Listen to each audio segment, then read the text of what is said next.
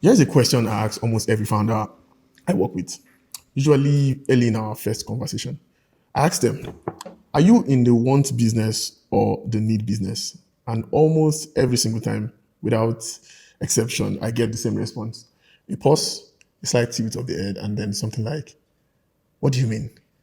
Which tells me two things immediately. One, they've never thought about their business through this particular lens before. And two, this is the more important one. They are almost certainly operating their business in a way that doesn't exactly match what their actual business is. So let me explain what I mean. And then let me ask you the question directly also. Because the answer, whichever way it goes, changes how you think about almost everything in your business. Pricing, marketing, customer relationships, retention, all of it. Let me start with the most honest version of this. Think about a hammer, a proper hardware store, like a hammer. You know what a hammer is. Almost nobody wakes up on a Tuesday morning and think, you know what, I really want a hammer today. Nobody's daydreaming about hammers. Maybe some people. Nobody is liking hammers on social media. Okay, maybe some people. But the day something needs to be nailed down, a shelf is falling, a picture needs hanging, a project has to happen, that person goes and gets a hammer without much drama, without much loyalty to a specific brand. They just need a hammer and they get one. That is the need business in its purest form. The customer shows up when they need you. Not before, not after, not consistently. When they need you. And the moment the need is met, they leave until the next need, which could be months or years later. Now, is that a bad business? Absolutely not. Amma sells, hardware stores survive. Need businesses are real and valid and sometimes very profitable. But you have to run a need business like a need business. And the problem, the specific, consistent, quietly painful problem I see founders do is that most of them are in the want business and running it like a need business. And the mismatch is costing them more than they know. Let me define the two categories properly because the words are simple, but the implications are significant. A need business sells something that people require to solve a specific concrete problem. The purchase is driven by function. It's driven by function. The customer is not particularly emotionally invested in you. They are emotionally invested in solving the problem. Think a plumber, a pharmacist, an electrician. Indomie on Thursday night. When there is nothing in the house, you think of Indomie on Thursday. When there's nothing in the house, it's too late to cook. You need these things. You need it at that moment. And when you need it, you go out and seek them out. You don't want a plumber. You need a plumber. Now, a one business sells something that people desire, not because they have a concrete problem that requires solving, but because the product or service represents something they want to feel, they want to be, they want to have, or they want to experience. Think a fine dining restaurant. Nobody needs to eat at Malonga. They want to experience the ambience, the feeling of being somewhere considered beautiful. They want to feel a certain way. Think a luxury fashion brand. Nobody needs a Givenchy bag. You need clothing, basic functional covering of your body, but you don't need Givenchy. You want Givenchy. And the want is driven by something entirely different from the need for clothing. It's driven by aspiration, by identity, by how the bag makes you feel when you carry it and how you believe it makes other people see you. One more, and this one is important. You need clothes. You want Givenchy. The same category, completely different businesses, completely different customer psychology, completely different rules. Now, before someone in the comment tells me it's not that simple, yeah, you're right. It's not always that clean. It's not that binary. Most businesses sit somewhere on a spectrum between pure need and pure want. Take food, for example. At the base level, rice, beans, bread, that is a need. People buy it because they need to eat. Move up the spectrum a little bit. A local restaurant that people enjoy and return to, that's a mix. Partly need, partly want because they need to eat lunch. Partly want because they specifically choose this place over the jollof joint next door. Then you move up a little bit, a fine dining experience, a tasty menu, a Sunday brunch. That's almost entirely want. Nobody needs that brunch. Nobody needs it. But deeply, they enthusiastically want it.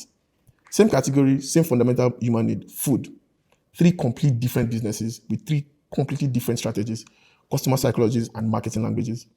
So the question is not just, am I in the need industry? The question is, where on the want need spectrum does my specific business sit? And am I operating as if I understand that position? Because here is where the real problem lives. And I see this constantly. A business that is clearly on the want end of the spectrum being run with the logic of the need end When a one business is being run like a need business, it produces a very specific set of problems. And I want to go through some of them. Yeah, I want to go through some of them because I suspect at least two of these are going to sound very familiar. The first symptom, yeah, is inconsistent customer flow. Customers come and then they disappear. They have a good month, then a slow month, then another good month, and you can't predict which is going to be. If you're running a one business but marketing it like a need business, meaning you only show up when you have something to sell, your customers only think about you when they happen to see you.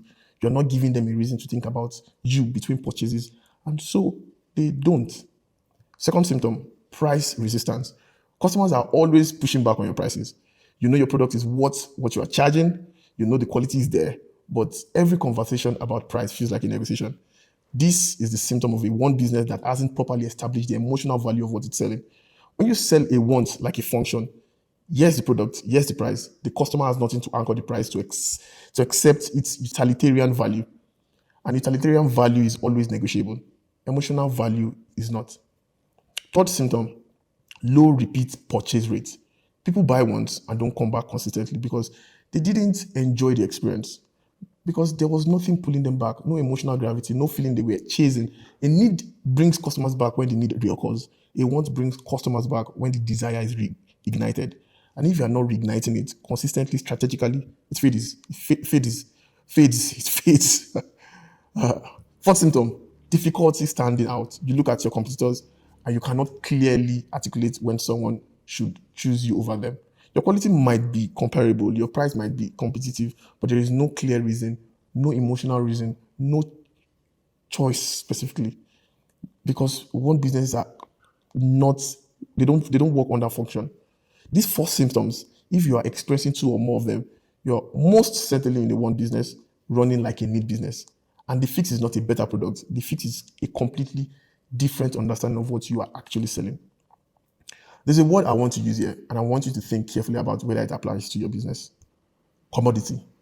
A commodity is a product or a service that is fundamentally interchangeable, where one version is as good as another, where the main differentiator is availability and price, where brand loyalty is almost non-existent because the product doesn't create enough of an emotional distinction to aid loyalty.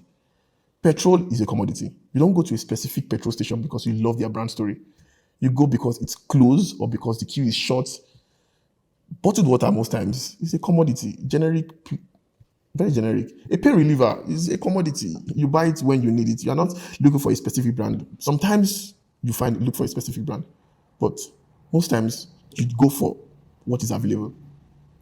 The spa that competes on price, the restaurant that talks about its menu instead of its atmosphere, the fashion brand that posts product photos with prices and nothing else, the events company that leads every pitch with their packages and rates. All of these are one businesses that are accidentally turned themselves into need businesses. They are focusing entirely on the function, what they sell, instead of the emotional thing that they actually sell, what they make people feel. And they want business that communicates like a commodity, will be priced like a commodity, competed against like a commodity, and eventually replaced like a commodity. Because the customer has no reason, no emotional reason to be loyal to something that hasn't given them an emotional reason to be loyal. Again, you need clothes, but you want Givenchy. The clothes that are just clothes, they compete on price, availability, and function. Givenchy competes on none of those things. And why people save for it, and why owning it means something. Here's something I want to say clearly. Because I think the instinct when founders hear about one business is to feel like they are disadvantaged, like a need business is safe or more reliable. Let me challenge this instinct. If I were advising a founder at the start of their journey, or a founder at any stage, honestly, and they asked me, want business or need business, I would tell them, if you have the choice, please build a one business. And here's why. A need business has a ceiling, and the ceiling is the frequency of the need. A plumber only works when something is broken. A pharmacist only sells when someone is sick. The demand is real, but it is episodic and largely outside your control. You cannot market your way into making more pipes burst. A want business has no ceiling because wants are emotional, and emotions, when properly fed, have no natural frequency limit. There is no structural cap or on how often people desire things. You can want a Givenchy bag every season, every day, every year, every month. You can want a brunch every Sunday. You can want a spa experience every month. One business is done right, generate the most valuable thing in commerce. The repeat customer who didn't need to come but chose to. Need businesses generate customers when necessity drives them. Want businesses generate customers when desire pulls them. And desire, unlike necessity, can be cultivated, amplified, and made habitual. That is the opportunity inside every one business. And most founders running one have no idea it's sitting there waiting to be activated. Let me tell you something. Let me tell you what the most successful one businesses in the world actually understand. And it's something so simple that when I say it, you're going to wonder why it took about a 30-minute video. I don't even know if it's up to 30 minutes. They are not selling products, they are selling feelings with products attached. The product is the delivery mechanism, the emotion is the actual transaction. Nike is not selling shoes. Nike is selling the feeling of athletic identity, the belief that you are or could be someone who pushes limits, who competes, who wins. The shoe is how the feeling gets delivered to your feet. Apple is not selling phones or computer. Apple is selling the feeling of being someone who thinks differently, someone who appreciates design, someone who is part of a certain tribe of people who see the world in a particular way.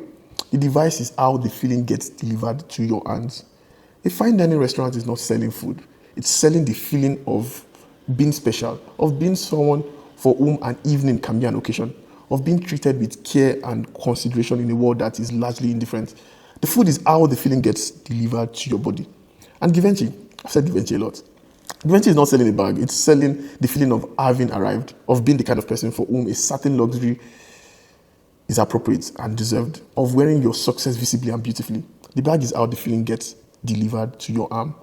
The product is always the vehicle. The emotion is always the destination.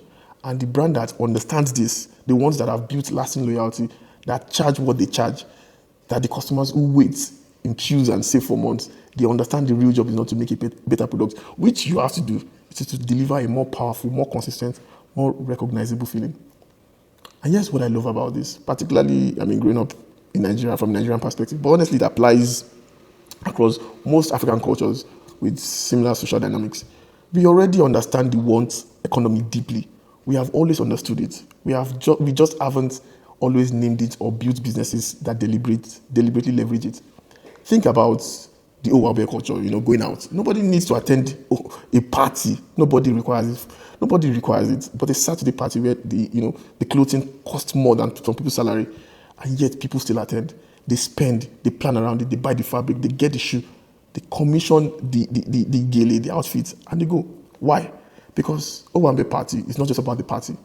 The Owambe is about the feeling of celebration, of community, of showing up beautifully among people who will see and appreciate your showing up. The feeling of belonging to the kind of social world where occasions happen. The vendors who understand this, the event designers, the caterers who create the moment, the photographers who create it, who capture the moment, they are not selling fabric or food or pictures, they are selling the feeling, and the best ones charge accordingly. The ones who are struggling, they are selling the fabric, they are selling food, they are selling pictures. Their pricing is based on cost and market rates. I'm wondering why the customer always push back. You and customers only, fighting. The emotion was always there. The opportunity was always there. The question is whether you are, tapping into it or ignoring it. Not to even be more specific, because sell the emotion can sound like a, good advice that's hard to act on. So let me get a little bit more precise. Wants are not all powered by the same emotion. Different businesses are built on different emotional foundations. And the first thing you need to do, if you are serious about running your specific business in selling, I'm going to name some of the most common emotions with examples so you can, find yours and do something about it. Number one is aspiration, the feeling of becoming or belonging to a higher version of yourself. The desire to be seen as successful, sophisticated, or arrived.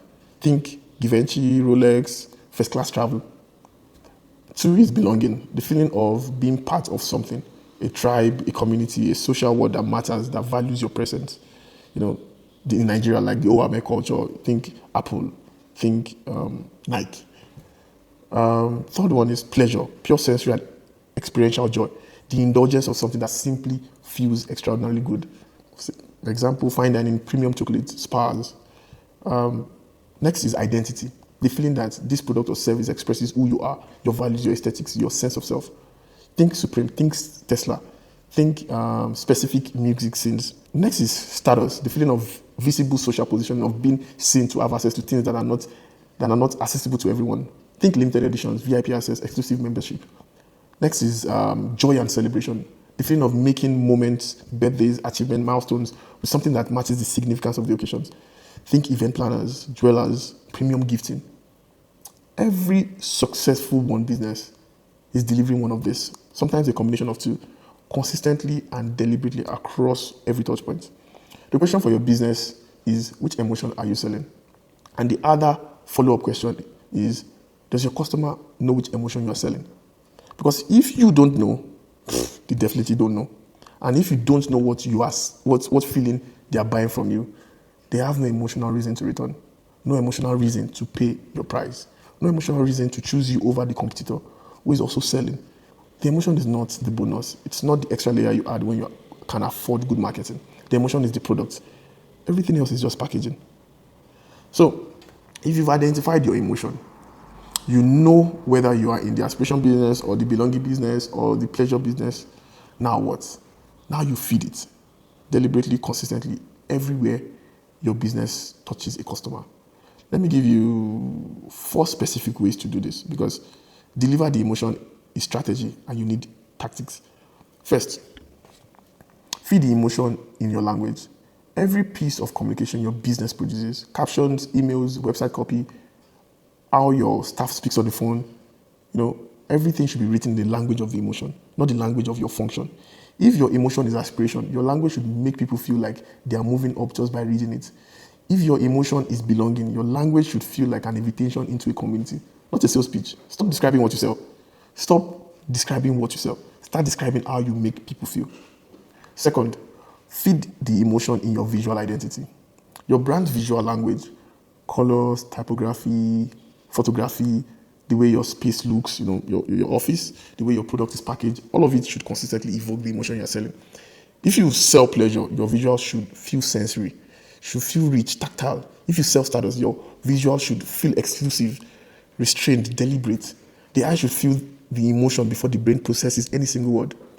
Third, every touch point, every single brand touch point, from the moment someone discovers your business to the moment they receive their order or finish their experience, should be designed around the emotional arc.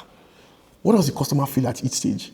What should they feel? Where are the gaps? The finest one businesses in the world are obsessed about this. The emotion doesn't just live in the product. It lives in every interaction that surrounds the product. Fourth and final point, feed the emotion in your content. Your social media, your videos, your stories, they should consistently be producing content selling the emotion. Not product posts with prices. Emotional content that makes people feel something. Something very specific. Something recognizable. A brand with that feeling every time that they see it becomes very recognizable. Until the feeling and the brand become inseparable in the mind of your customers, you need to keep pushing that. Now, when those 4 are aligned, the language, the visual, the identity, customer experience, and content, all feeling the same emotion consistently, something changes. The price conversation changes because the customer is no longer comparing your price to the price of the functional equivalent. They're comparing your price to the value of the feeling. And the feeling, the right feeling, delivered consistently, has a very different value than the function. The loyalty changes because customers don't come back for the product, they come back for the feeling. And the feeling, if you keep delivering it, creates a relationship that is genuinely hard to break. And the marketing even changes because you're no longer trying to convince people to buy something. You are inviting them into an emotional conversation. I want to go back to the question I started with. Are you in the want business or in the need business? If the answer is need, run your business accordingly. Build for frequency, build for access and proximity. Compete on reliability and trust. Those are the differentiators in a need business, and build them hard. If the answer is want, and for most founders watching this, it is, then stop competing on function. Stop trying to make your product more necessary. Stop pricing the conversations that are really positioning conversations you haven't had yet. Start competing on feeling. Identify your emotion, feed it deliberately across every touch point. Make your brand synonymous with a specific, desirable experience. And then deliver that experience so consistently that the customer doesn't just want your product. They want the feeling. And your product is the only place they know how to get it. That is the want business done right. That is how nobody needing your restaurant still fills your tables every Friday. That is how nobody needing your bag still saves 3 months to own one. That is how a want becomes not just a purchase, but a habit, an identity, a loyalty that no discount from a competitor can break. If you feed the emotion, it will feed your business. Thank you.